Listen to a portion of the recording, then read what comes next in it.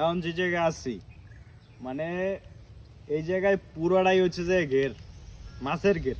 হ্যাঁ, এই যে দেখতে পাইতেছেন আমার পিছনে, এটা হচ্ছে একটা ঘের। এই জায়গার ভিতর অনেক মাছ আছে। তারপর আশেপাশে আরো এরকম অনেক ঘের আছে। মোটামুটি বলা যায় যে এই জায়গায় 2-3 কিলোমিটার পুরো সব ঘের।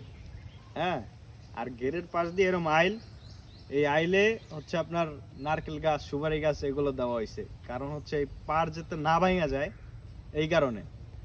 আর একটা কারণ আছে, সেটা হচ্ছে সুপারি বিক্রি করতে পারে, নারকেল বিক্রি করতে পারে। এই কারণে মূলত এই আইলে গাছগুলো লাগানো হয়, এই দুইটা কারণে। তো এই জায়গায় আসলে একদম ঘর বাড়ি মানুষজন থেকে পুরো আলাদা। ঠিক আছে, এই জায়গায় কেউ আপনারা খুঁজে পাবে না কিংবা খোঁজতেও পাবে না, এমন একটা জায়গা।